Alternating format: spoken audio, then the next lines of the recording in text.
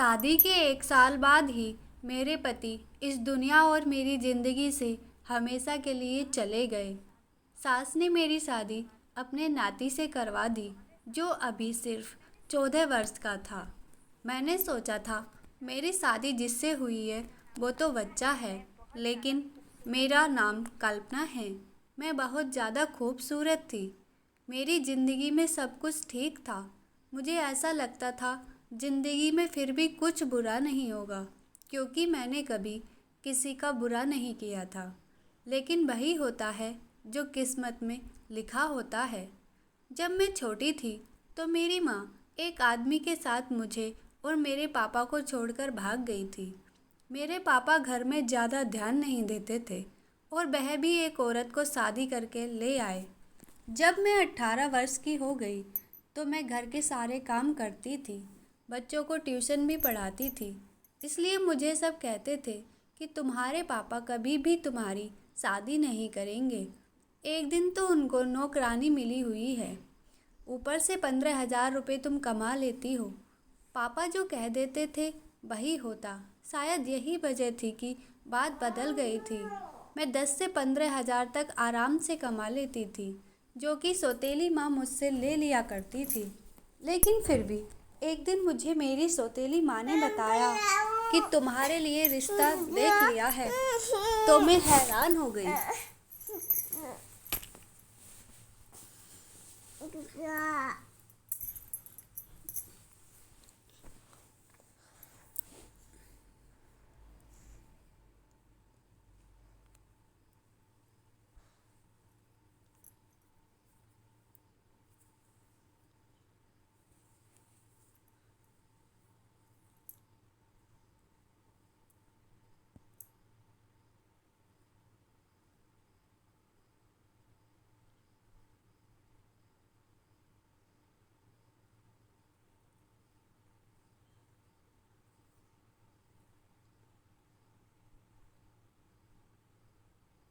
लेकिन फिर भी एक दिन मुझे मेरी सौतेली माँ ने बताया कि तुम्हारे लिए रिश्ता देख लिया है। तो मैं हैरान हो गई। मुझे लगा मजाक कर रही हैं, लेकिन उन्होंने ये नहीं कहा था कि तुम्हारे लिए रिश्ता देखने वाले आ रहे हैं। उन्होंने कहा कि तुम्हारे लिए रिश्ता देख लिया है, बात भी पक्की कर दी है, तुम शादी की तैयारी कर लो, 1 महीने में तुम्हारी शादी हो जाएगी। मैं हैरान थी, लेकिन अंदर से खुश भी थी, क्योंकि मेरी ज़िंदगी का एक नया मोड़ आने वाला था। मैंने तो अपने दिल से यह बात निकाल दी थी कि मेरी शादी होगी, क्योंकि मुझे लगता था मेरी सौतेली माँ कभी मेरी शादी नहीं कर पाएंगी। लेकिन अब वह यह सब कुछ हो रहा था, इसलिए मैं बहुत ज़्यादा खुश थी। खुशी खुशी शादी की तैयारी में लग गई। शादी की रात भी बहुत कुछ अजीब हुआ। मैंने अपने पति को देखा ही नहीं था। हम लोगों को साथ बैठाया गया था, लेकिन मैं नीचे देख रही थी। इतनी हिम्मत कहाँ होती है दुल्हन में कि सर उठा ले और गर्दन घुमाकर अपने पति को 2 पल देख ले। मैंने भी नहीं देखा था। उसके बाद जब कमरे में बैठी थी, तभी अचानक पति को देखा तो पता चला कि वह बहुत अच्छा इंसान है। उसने पहले ही दिन मेरा सम्मान किया। उसके घर में सिर्फ उसकी माँ थी और एक बहन थी, और बहन का 14 साल का एक बेटा था। उसने मुझे बताया कि मेरी बहन का बेटा मेरे बच्चों की तरह है, पर वह बहुत लगाव है मुझे उससे। वैसे तो उसकी उम्र सिर्फ 14 साल है, लेकिन मेरे लिए तो वह इससे भी ज़्यादा छोटा है, क्योंकि उसने मुझे कहा कि वह 2 साल का था तो उसके पापा इस दुनिया से चले गए। वह कुछ जानता ही नहीं था, इसलिए उसके पापा की जगह मैंने ले ली और रोज़ रात को मैं उसे अपने सीने पर सुलाया करता। तब से वह मेरे लिए ऐसा है जैसे मेरा अपना बच्चा है। मेरी ननद के बेटे का नाम शिव था। मेरे पति ने कहा, तुम हमेशा उसका ख्याल रखना। मैंने कहा, ठीक है, आप चिंता ना करें, वह मेरे लिए भी छोटे भाई की तरह ही है। शादी की रात अच्छी गुजर गई। ऐसा लगता था ज़िंदगी भी अच्छी गुजर जाएगी। लेकिन सुबह हुई तो सास ने कुछ अजीब सा पूछा और मेरे कमरे में आ गई। मुझे इतनी शर्म आ रही थी, मैं शर्म से पानी पानी हो रही थी। मैं सोचने लगी, औरतें इस तरह की हरकतें क्यों करती हैं। उसके बाद मैं अपने भांजे के पास थोड़ी देर बैठ गई। मेरी सास ने कहा, अब तुम तैयार हो जाओ, रोज़ तुम्हें देखने के लिए रिश्तेदार आएंगे। शादी धूमधाम से हुई है, जबकि इतने पैसे नहीं थे, लेकिन बारी बारी सब लोग तुम्हें देखने के लिए आएंगे और जो भी पैसे देंगे वह मुँह दिखाई में देंगे, तो वो मुझे दे देना। मैंने कहा, ठीक है। मेरी सास परंपरा निभाने वाली सास की तरह ही थी, लेकिन भांजा अच्छा था। पहले मेरे सास से हंसी मजाक कर रहा था, फिर उसने अजीब व गरीब किस्म की बातें शुरू कर दी।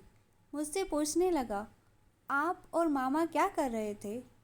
मैंने कहा, हम लोग बातें कर रहे थे। उसने कहा, नहीं, आप लोग जल्दी सो गए थे, आपके कमरे की लाइट ऑफ हो गई थी, मैंने देखा था। मैं हैरान रह गई। मैंने कहा, यह हमारे कमरे के बाहर बैठा था क्या? कहीं इसने हमारी बातें तो नहीं सुन ली? मुझे बहुत शर्मिंदगी हो रही थी, लेकिन वह आराम से बातें कर रहा था, जैसे उसे कुछ पता ही नहीं। इसलिए मैंने भी ज़्यादा बात नहीं की। कहने लगा, आप कहाँ सोती हैं? मामा किधर सोते हैं? मुझे समझ नहीं आ रहा था इसे क्या जवाब दूँ। फिर पूछने लगा, क्या आप लोग साथ सोते हैं? मुझे बड़ी शर्मिंदगी हुई। शाम को मैंने यह बात अपने पति को बताई कि वह इस तरह से सवाल क्यों पूछ रहा था। अजीब बात है ना, इतने छोटे बच्चे के दिमाग में इतने सारे सवाल। मेरे पति ने कहा, मैंने तुम्हें कहा था कि तुम्हें उसका ख्याल रखना है, तुम पहले दिन उसकी शिकायत करने लगी। मैंने कहा कि मैं शिकायत नहीं कर रही हूँ, लेकिन आजकल के बच्चों के दिमाग में इस तरह के सवाल नहीं होने चाहिए। मेरे पति ने कहा, इस उम्र में जिज्ञासा होती है, लोग सवाल पूछ लेते हैं। मेरा भांजा बहुत ज़्यादा मासूम है, उसका ख्याल रखना उसकी जिम्मेदारी। उसकी कमजोरियां गलतियां तलाश करने को नहीं कहा। यह मेरा तुम्हारे आगे पीछे फिरता है। मामा मामी कहते उसका मुंह नहीं थकता, और तुम हो कि उसकी शिकायत कर रही हो। मैं तो हैरान थी कि मेरे पति को क्या हो गया। वो वाकई भांजे के लिए बहुत ज़्यादा इमोशनल थे। ये बात समझने में मुझे देर नहीं लगी कि अगर मुझे अपने पति को खुश करना है तो उनके भांजे को कोई भी बुराई नहीं करनी, नहीं तो उसे बुरा लग जाएगा। उसके बाद मैंने ऐसा कुछ भी नहीं कहा। अभी हमारी शादी को 1 हफ्ता हुआ था। मेरे पति फिल्मी किस्म के इंसान थे। उसे मुझ में बहुत ज़्यादा दिलचस्पी थी। वो मुझे छेड़ते ही नहीं थे। एक दिन तो सुबह से मेरी सास मुझे आवाज़ दे रही थी, लेकिन मेरा पति मुझे अपने पास से उठने नहीं दे रहे थे। वो कह रहे थे, मुझसे अच्छी अच्छी बातें करो, मेरी आंखों में देखो। तुम्हें क्या कभी फिल्म नहीं देखी, जैसे फिल्म में हीरो हीरोइन एक दूसरे के साथ बैठकर बातें करते हैं और मेरे पास बैठी रहो। मैंने कहा, आपकी माँ मुझे बुला रही हैं, कोई काम होगा, क्योंकि सुबह के 11 बज रहे थे। ये कोई 4 या 5 बजे का वक्त तो नहीं था। लेकिन मेरा पति मुझसे बातें कर रहा था और फिर वही हुआ। मुझे मेरी सास से डांट पड़ती रही। मुझे इन लोगों का समझ नहीं आता था। ये लोग थोड़े से अजीब किस्म के लोग थे। मेरी सास आखिर कह ही दिया, तुम्हें तो आते ही मेरे बेटे को अपनी उंगलियों पर नचाना शुरू कर दिया। तुम्हारे अलावा इसे कोई दिखाई नहीं देता। मैंने सोचा, ऐसा कुछ नहीं है, अब वो खुद ही मेरा दीवाना है तो मैं क्या कर सकती हूँ। लेकिन मेरे पति ने मुझे कहा था, मेरी माँ का हमेशा ख्याल रखना, उसको खुश रखना। इसलिए मैं सारे घर के काम अच्छे तरीके से करती थी, कभी कुछ भी नहीं बोलती थी, कोई जवाब नहीं देती थी उनको। अगर जवाब देती तो बहुत तरीके से, जिस पर वह गुस्सा नहीं होती। पर मेरी शादी को अभी 1 साल भी नहीं हुआ था जब मुझे एक बुरी खबर मिली। वो ये है कि मेरा पति अब इस दुनिया में नहीं रहे। इसके बाद हम लोग बहुत ज़्यादा परेशान हो गए और सोचने लगे कि ये खबर झूठी हो। लेकिन जब लाश को घर लाया गया तो हमारे होश ही उड़ गए, और मेरी सास, मेरा भांजा और मेरी ननद हम बुरी तरह चिल्ला रहे थे, रो रहे थे, भगवान से प्रार्थना कर रहे थे कि ये खबर भी झूठ हो। पर मेरा पति इस दुनिया से जा चुका था। ये दुख मेरे लिए बहुत बड़ा दुख था। मेरे माँ बाप ने कहा ये दुख तुम अपने ससुराल में ही पूरा करो, उसके बाद हम तुम्हें आकर ले जाएंगे। मैं रोती रही, तड़पती रही।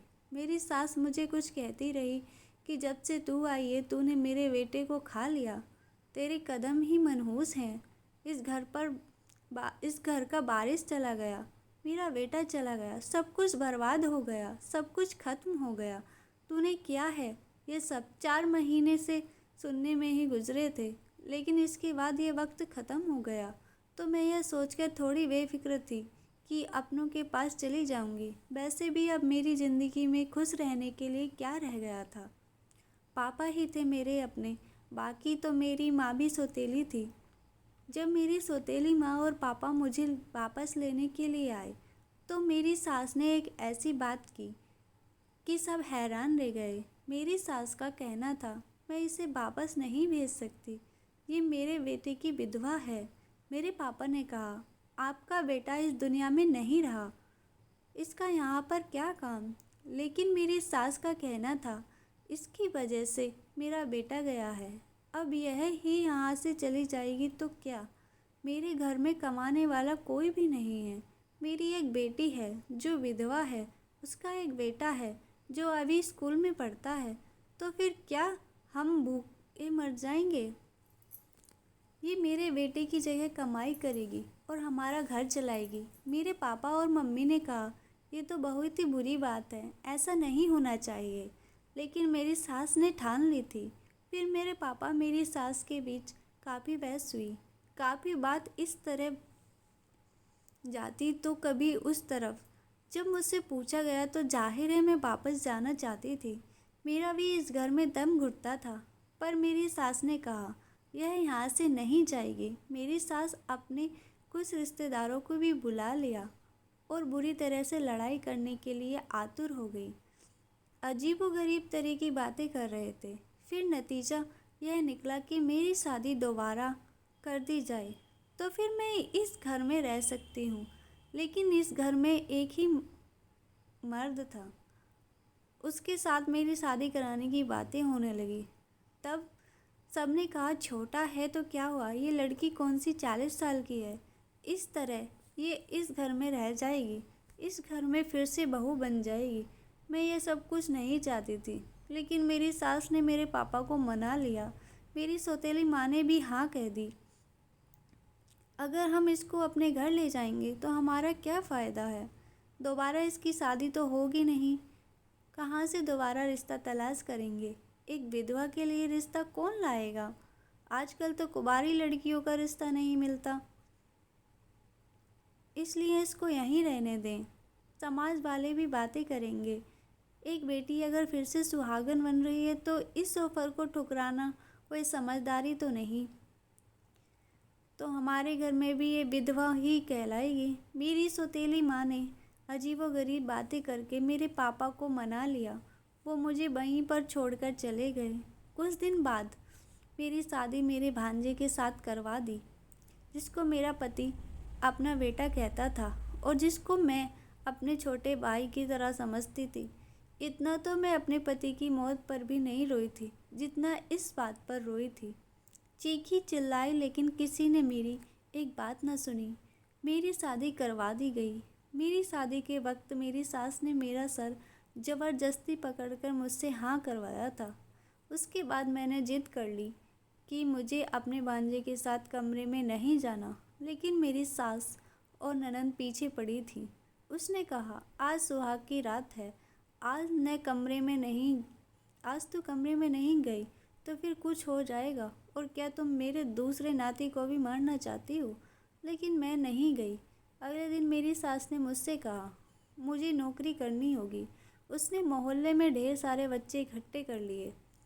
अब मैं रोज़ 40 से 60 बच्चों को पढ़ाती थी। मेरा दिमाग बहुत ज़्यादा ख़राब हो जाता था, मैं बहुत ज़्यादा थक जाती थी, सारा दिन घर के काम करती थी।